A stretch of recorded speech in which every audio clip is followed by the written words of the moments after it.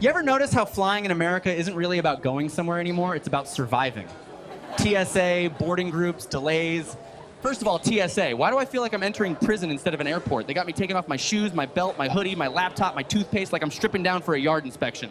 One time a TSA guy actually looked me dead in the eye and said, "Sir, could you also remove your dignity?" I'm like, "What's left, man? You want my childhood trauma too? Take it, I don't need it." And then the lines. Oh my God, the lines. Boarding pass line, security line, Starbucks line, line to complain about the line. Airports have more lines than a Tarantino script. And no matter how early you show up, you're somehow late. You get there 4 hours early and still... Now I'm sprinting across the airport like I'm in the Olympics. One shoe off, pretzel in my mouth, passport shoved into my sock, people watching me like this is the weirdest relay race they've ever seen. And the boarding groups, don't even get me started. They're like, now boarding zone 1? Zone 1? Who are these people? I've never seen a zone 1 passenger in my entire life. They're like unicorns.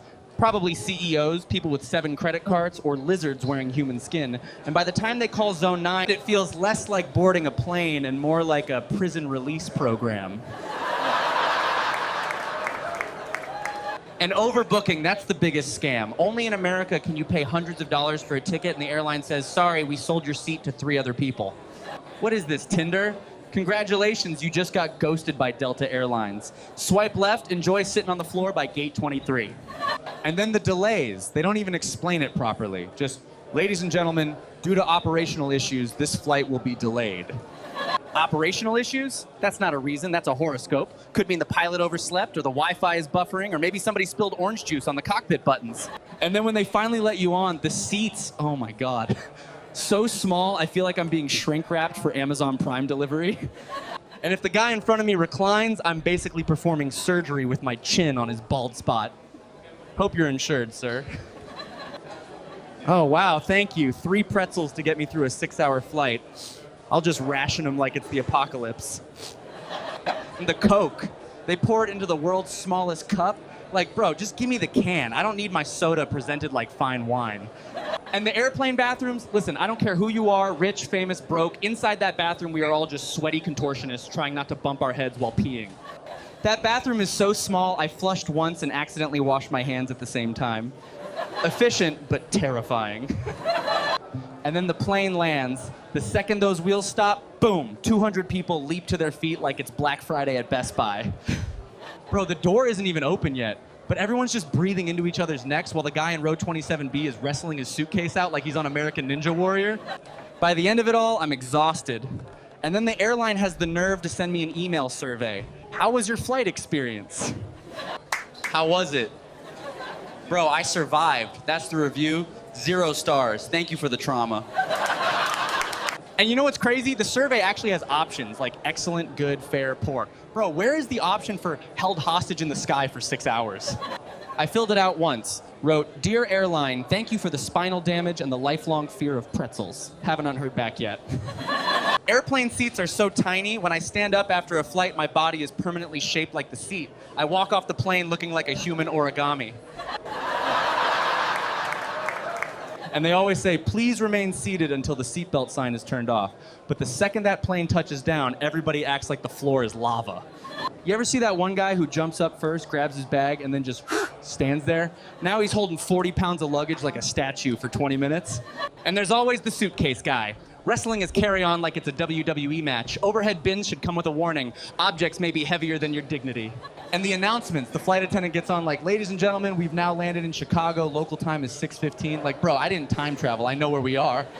Then they say, "Please take care when opening the overhead bins as items may have shifted during flight." Oh, really? Thanks for the warning. I'll just dodge my neighbor's bowling ball now. You know the only people who enjoy airports? The people at the boarding gate desk. They type like they're solving world peace, just banging away. Click, click, click, click. I swear, when I book tickets online, it's 3 clicks. But she's there typing like she's hacking the Pentagon. I'm like, "Lady, are you booking my flight or playing Candy Crush?" And the security guys, oh, they love the wand. Metal detector goes off, and suddenly it's like Excalibur. He pulls it out like, "Woo!"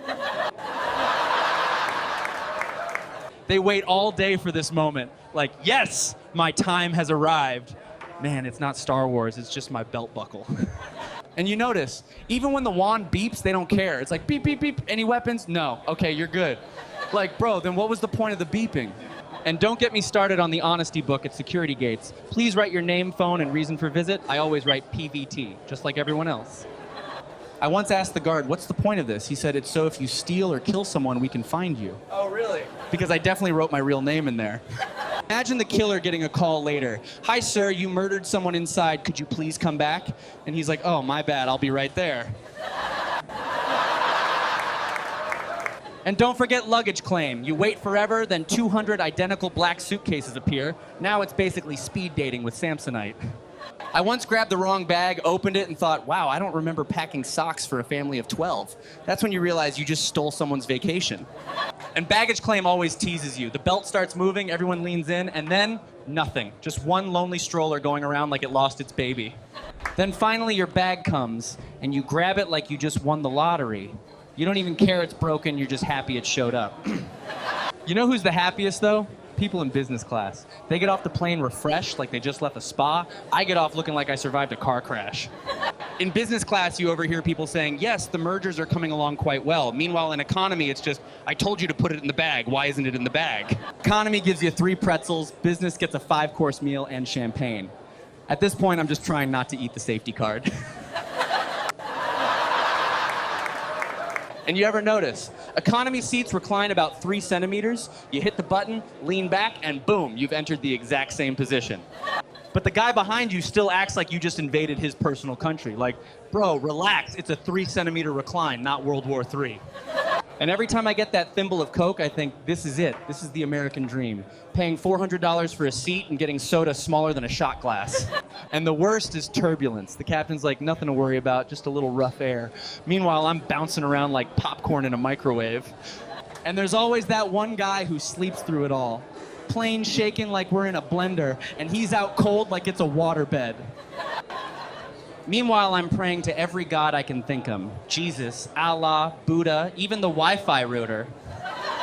Finally, the flight's over, and they thank you for flying. Like, bro, I didn't fly, you flew. I just sat there clenching my butt cheeks for 6 hours.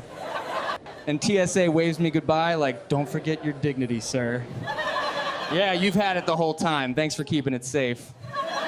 Honestly, every time I land, I feel like I just survived a reality show. Forget Survivor or Fear Factor. Just book a round trip on Spirit Airlines.